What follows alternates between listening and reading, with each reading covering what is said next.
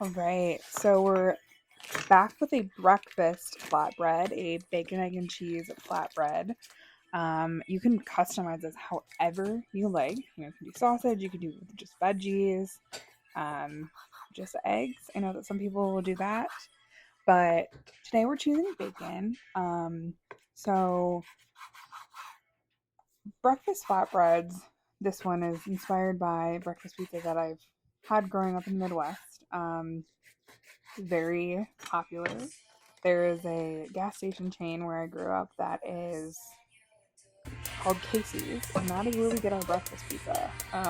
So shout out to Casey's. This is nothing compared to your pizza, but this is what I made for my friend while we were on vacation in Nantucket.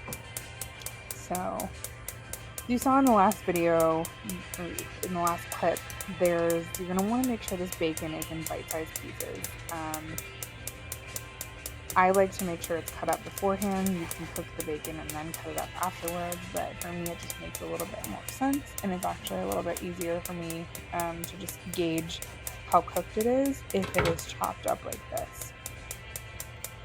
So I'm also going to cut up some onions with this in a second, but just making sure that all the bacon is in there and starting to heat up. There's truly nothing like the smell of bacon to me. So, this is always a welcome to the senses.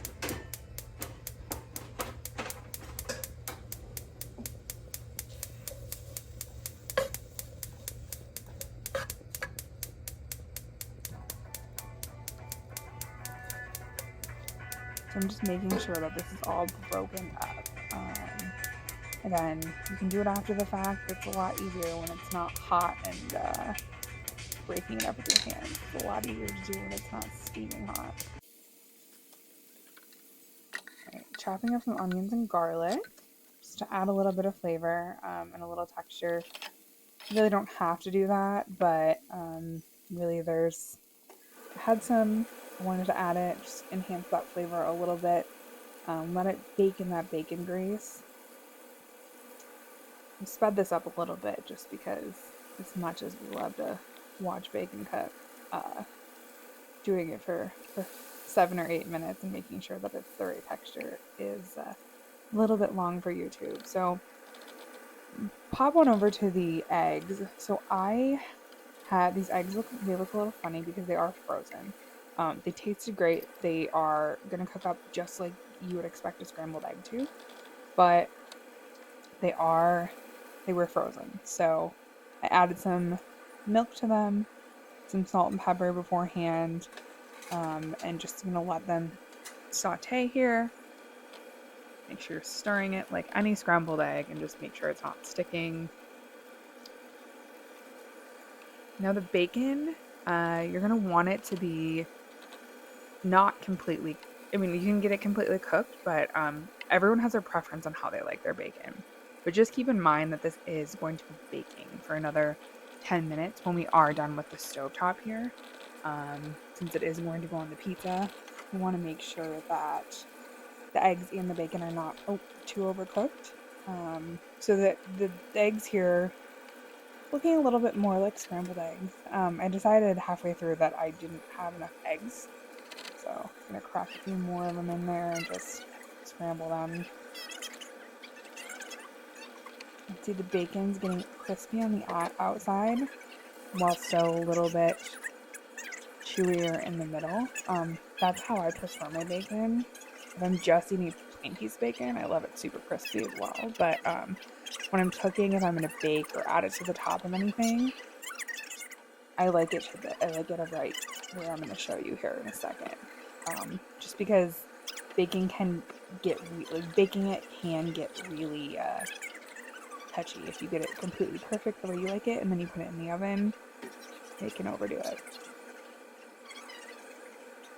Right. So I'm, like I said earlier in the video, we're at a vacation home when I was making this for friends. So had limited cooking supplies. Usually I would do an olive oil and garlic salt as the kind of base for this flatbread. I actually do it for a lot of flatbreads, just the olive oil base.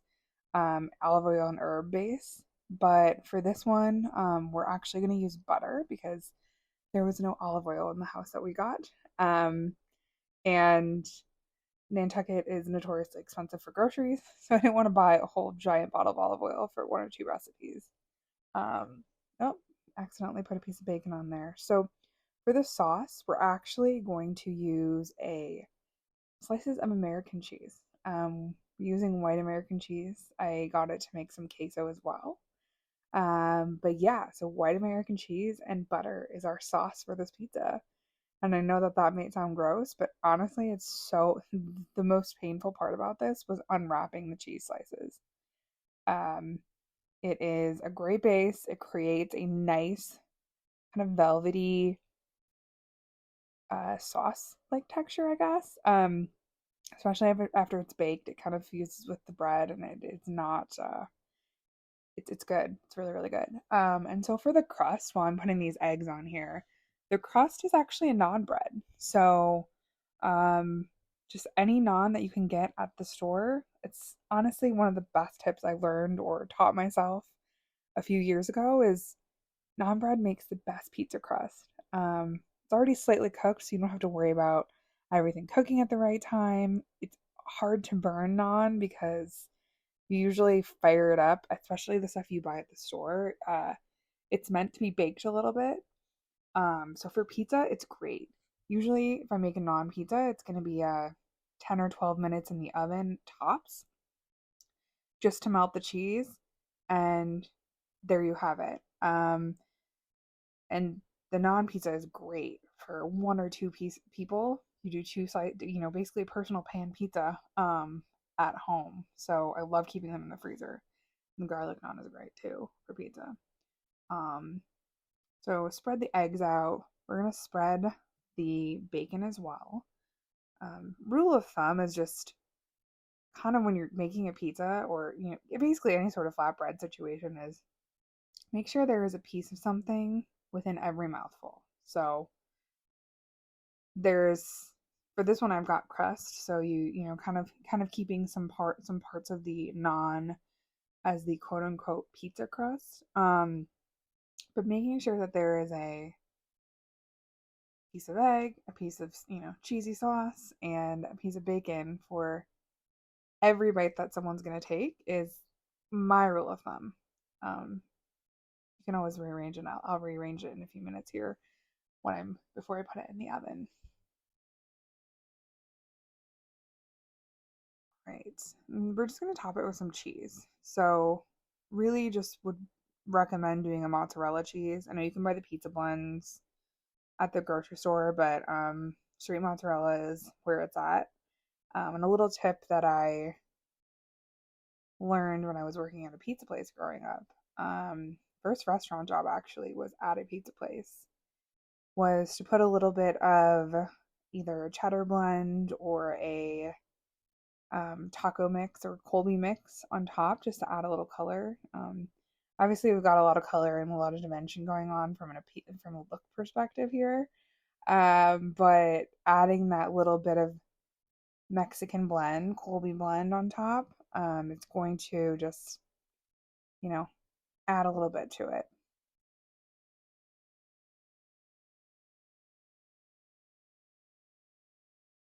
Just pressing down all those ingredients so that they are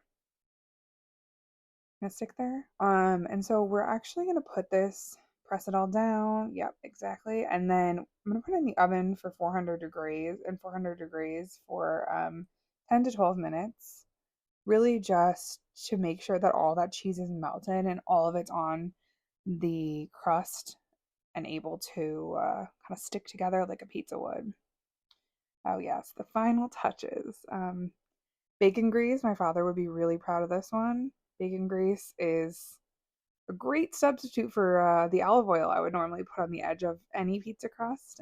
Usually I'll do olive oil and like a garlic salt or um, just some garlic powder sometimes. But making sure that if you're making a pizza at home, that the edges are lubricated, especially if you're not using a really fresh pizza dough. And there we go. I'm gonna go ahead and cut it. the yummy, gooey cheesiness. And there you have it. You got that bacon, egg, and cheese flatbread. Perfect for a Saturday morning. I'm gonna be making a few more of these, so definitely like and subscribe for more.